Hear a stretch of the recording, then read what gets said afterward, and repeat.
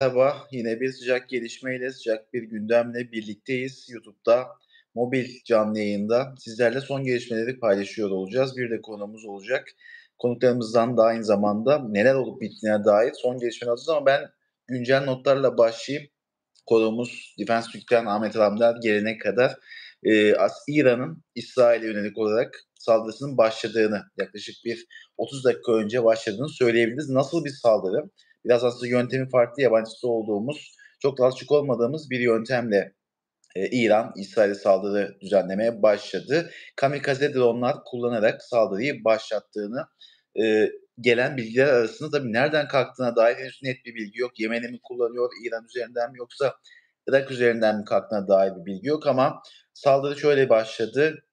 İran zaten, İsrail'in Şam'daki İran konsolosluğunu vurması sonrası, bu hafta sonu için, dün ve bugün için yani 48 saat içerisinde bir karşı misilleme yapacağını duyurmuştu ve de sonrasında bu misillemenin ilki, aslında az önce başladı ama konumuzu alayalım, biraz daha teknik kısmını konuşalım.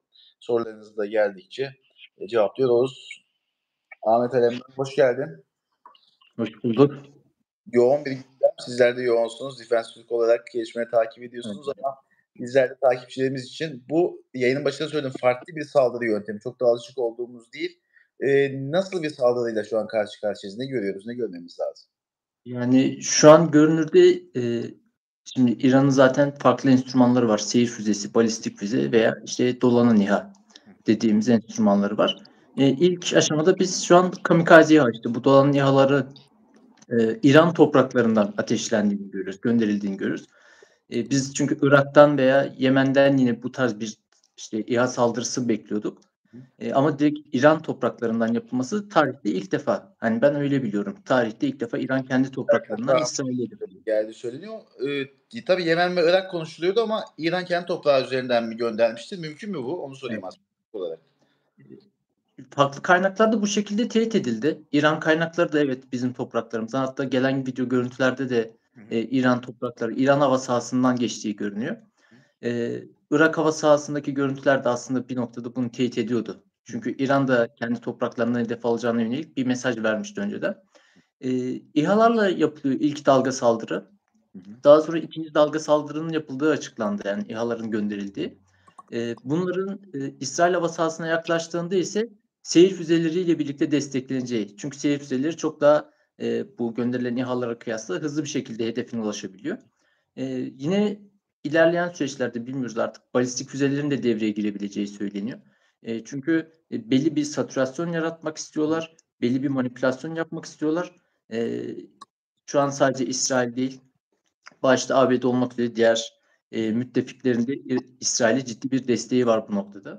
Evet. İsrail de bu şekilde beyanlarda bulunuyor yani. Şimdi yayın başında da aslında saatler sürecek saldırı dedik. O da konuşuluyor. Şimdi, birkaç saatten fazla süreceği saldırının, çok da alışık olmadığımız yine bir konu. Teknik olarak senden dinlemek isterim. Şimdi saldırı başladı ancak İsrail'e ulaşması bunların birkaç saatten daha fazla alacak herhâlde. Nasıl oluyor bu saldırının yöntemi uygulanması?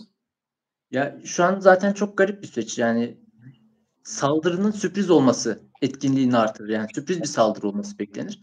Ama davulla zurnayla yine işte bugün oldu, yarın olacak diye. Bu İHA'ları zaten etkili menzili yüksek. 2000 kilometre olarak İran açıklıyor. Artık bu ne kadar doğru bilemeyiz ama doğru kabul edersek 2000 kilometre etkili menzili var. Ancak seyir sürati düşük. Hani açık kaynaklarda 180 ile 200 kilometre saatte yol kat edebildiği söyleniyor. Baktığımızda da bu da 8-9 saatlik bir uçuş süresi gerektiriyor. Evet, Yani gece 300 12'de kilometre atılır, sabah 8'de ulaşıyor. 9-10 saat oluyor herhâlde şu andan itibaren. Evet, yani böyle olunca da İsrail'in hem hava savunma mekanizmasının hem de diğer enstrümanlarının İHA'ların saldırısını önlemek için önemli bir zaman şeyi oluyor. Peki Kazanımı oluyor. Çünkü sürpriz bir İsrail'in saldırı. bu drone saldırısına beklediği, gelecek olan, üzerine gelen saldırıya karşı yapabileceği neler var elinde enstrüman? Amerika'yı da belki bunun içerisine koyabiliriz. O da bölgede aktif olduğu için. Şimdi İsrail'in zaten çok gelişmiş bir hava savunma ekosistemi var. Çeşitli radarlar ve çeşitli füzeler var bu noktada. İsrail'in önceliği de benim de tahminim o. İsrail hava sahasına girmeden bu tehdidin önlenmesi. Hatta işte Lübnan vesaire o ülkelerin açıklamaları da ya evet İHA düşebilir düştüğünde panik yapmayın şeklinde halkına bir açıklaması var. İsrail'in açıklaması da şu, diyor ki biz ABD ve diğer müttefiklerimizle birlikte İsrail hava sahasına bu tehditler, İHA'lar girmeden biz bunları önleyeceğiz. Bunu nasıl önleyecekler? Önce bir tespit edebilmesi gerekiyor. Tespiti nasıl yapacaklar? Hava erken ihbar kontrol uçakları var. Bunlarda gelişmiş radarlar var. Kara tabanlı radarlar var. Bunlar da farklı irtifalarda, farklı menzillerdeki hedefleri takip edebilmek için kullanılıyor. İşte İsrail'i ELTA firmasının geliştirdiği bu bağlamda çok gelişmiş radarlar var. İşte Polonya vesaire o ülkeler de ciddi tedarik ediyorlar. Öncelikle bunların tespitini yapacaklar. Tabii havadaki platformların radarlarının Irak hava sahasını, Suriye hava sahasını görme ihtimali çok daha yüksek olduğu için öncelikle havadaki hava kuvvetleri bu bağlamda rol alacaktır. Savaş uçaklarıyla ilk etapta düşürmeyi deneyeceklerdir. F-35'ler bu bağlamda kullanılabilir veya farklı F-16'lar kullanılabilir. Daha sonra Iron Dome hava savunma sistemi, işte bu demir kubbe dediğim, yani oraya gelmeden bu önleme muhtemelen yapılacaktır. Çünkü bunun üstüne David Slings dediğimiz, Barak dediğimiz çok daha gelişmiş hava savunma sistemleri var. Yani gelişmişten kastımız tespit ve önleme menzili çok daha ileride. Büyük ihtimal İsrail bunu deneyecektir ilk etapta. Peki sonrasında şimdi aslında temel mantık şu, oyalama bir saldırıda olması düşünülüyor. Yani bu İHA'lar zaten oyalayacak ve de asıl yayının başında senin söylediğin balistik füze hamlesi gelebilir. O gelirse nasıl bir operasyon görürüz o sahada?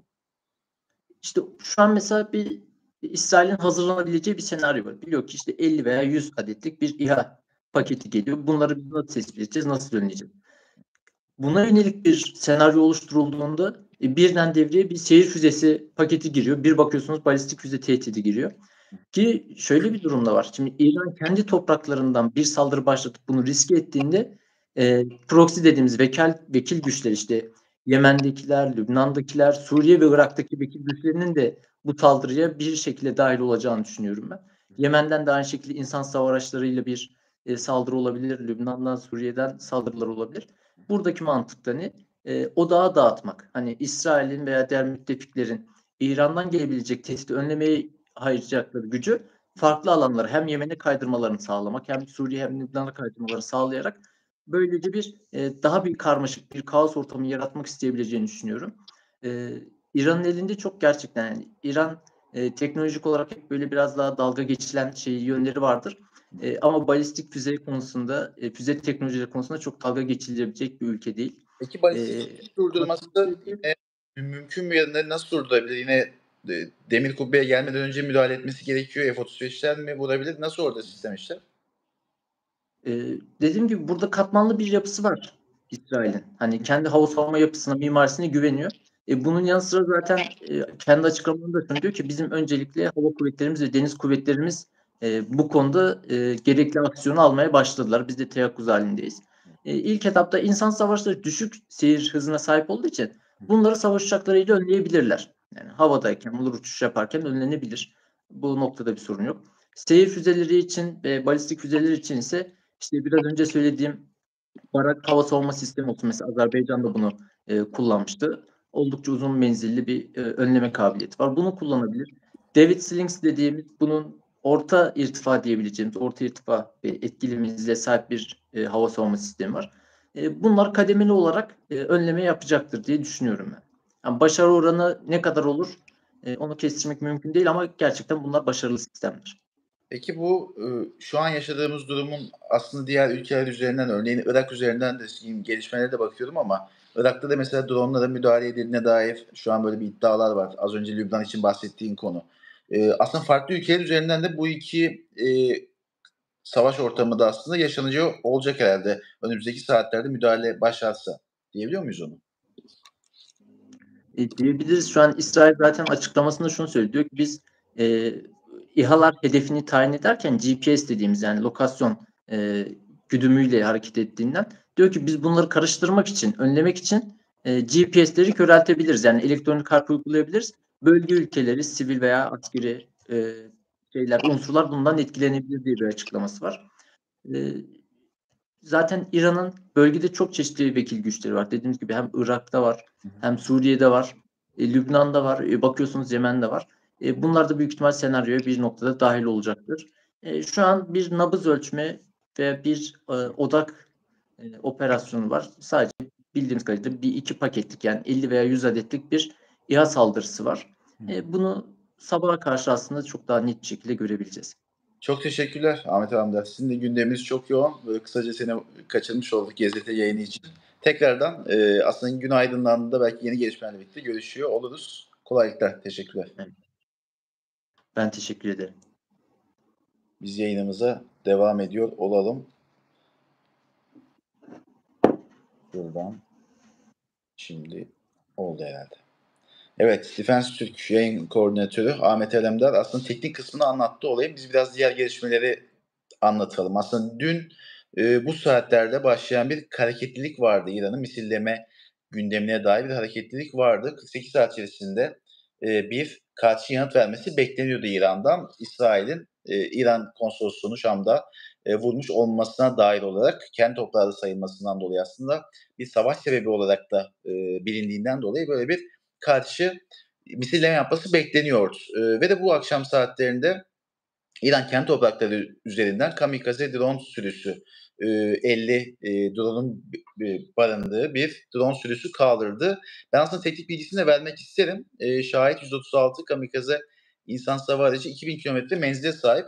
Kaldırdığı yerden de büyük ihtimalle 1800 kilometre bandında bir hedef bölmesi var ve de saatte 180 kilometre hızla gittiğini farz edersek 8-9 saat gerçekten bulması bekleniyor. 50 kilogram harp başlığı taşıyabiliyor bu kamikaze dronlar sürü halinde hareket ediyor. O yüzden hedefine otomatik dalış yapma özelliği de aktif olduğundan dolayı aslında sahada gerçekten ciddi bir etkisinin olması bekleniyor. Ancak İsrail makamlar ilk andan itibaren Amerika Birleşik Devletleri ile birlikte yoğun bir karşı pozisyon aldıklarını duyurdular aslında. Halen daha hem Amerika Birleşik Devletleri kanadında hem İsrail kanadında savaşa dair, savaşa mücadele dair, buna yanıt olarak neler yapılacağına dair gerçekten ciddi bir güvenlik toplantılarının had safhada olduğunu söyleyebiliyoruz. Şu ana kadar olup bitenleri ben sizlerle GZT takipçileri derlediğim noktada paylaşmak isterim.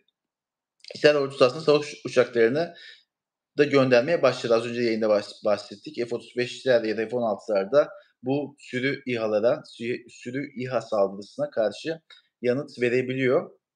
İran İsrail'e devasa diyebileceğimiz aslında bir insansız hava aracı sürüsü gönderdi. Saldırıda füzelerin de kullanılması. Bir ihtimal İran kaynakları Yemen'den de hava araçlarının fırlatıldığını iddia ediyor. İsrail, İran, Irak ve Ürdün'de hava sahaları kapatıldı ve halen de kapalı durmuş. Kapalı halde duruyor şu ana kadar. Son 3-4 saatlik gelişmelerden bahsediyorum. İsrail askeri ve hava savunma noktada yüksek alarma geçti.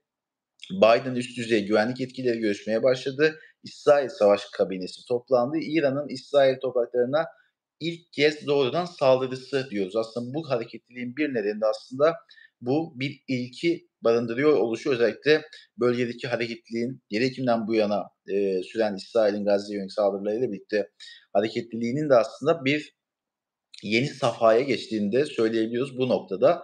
İsrail'in Kanal 12 kanalı ordunun Lübnan içindeki bölgeleri hedef aldığını karşı olarak söyledi. Çok yönlü bir savaş olduğunu söyleyebiliriz. İran'ın az önce bahsettiğimiz gibi vekalet savaşları Ürdün'de, Lübnan'da, Irak'ta, Suriye'de var. O yüzden çok yönlü bir yapısı olduğunu söyleyebiliyoruz.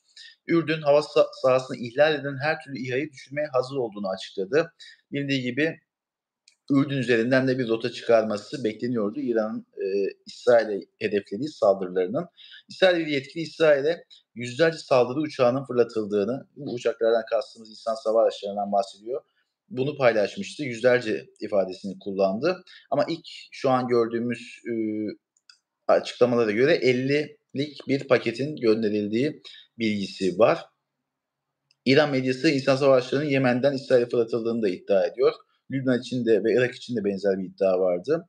Amerika Birleşik Devletleri müttefik savaş uçakları ve hava savunma sistemlerinin İran insansız hava araçlarını İsrail'e ulaşmadan önce etkisiz hale getirmeye çalışacak deniyor. Bu önemli. İsrail'e demir kubbeye gelmeden önce İran'ın gönderdiği bu insansız hava araçlarının daha havada ya da karadan havaya doğru etkisiz hale getirilmesinin çalışıldığına dair hem Amerika'nın hem müttefiklerinin girişimlerinin olduğunu söyleyebiliyoruz. İsrail Radyosu istihbarata göre İran askeri noktaları hedef alacak, sivil yerlerden uzak duracak diye bir anonsun da geçtiğini, bilgisini paylaşalım. Şu an hedefi belli değil. Sürü halinde İran'dan İsrail'e giden bu araçların ancak iddiaya göre sivil yerleşim yerleri değil, İsrail'in askeri noktalarının hedeflendiği bilgisi var.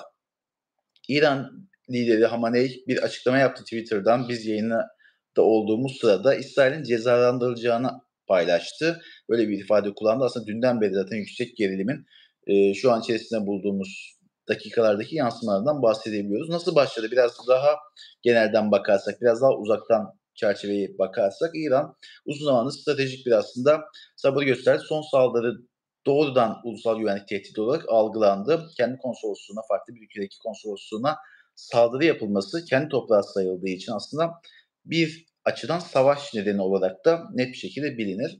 İsrail'in yaptığı buydu. Hafta içi Amerika Birleşik Devletleri ve diğer başkentlerle görüşüldü.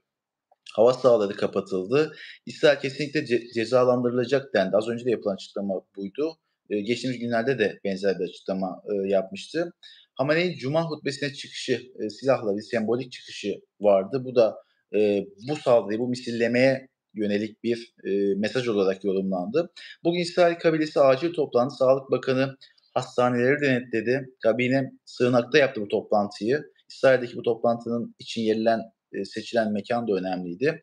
Biden'ın tatili vardı. Bunu yarıda kesti. Dün dikkate çekmişti aslında İsrail'le karşı İran'ın böyle bir misilleme hazırlığını yaptığı sırada Biden'ın tatile çıkması dikkat çekmişti. Yarıda kesti ve tekrardan savaş kabinesi İsrail'de toplanmışken Biden da üst düzey bir güvenlik toplantısı başlattı şu dakikalarda. Onu söyleyebiliriz. İlk etapta dalgalar halinde bir kamikaze SİHA'lar ateşlendi. İran İsrail'e hava sahasını kullandıran ülke olursa onu da vururuz dedi. Bu da aslında bir tehditti. Çünkü Eee, sadece İran ve İsrail üzerinden değil, birçok farklı ülkenin de hava sahası kullanılarak bir şekilde düzenlenen ve karşı yanıt verilen bir saldırıdan bahsediyoruz. Saatler sürecek bir saldırıdan bahsediyoruz aslında.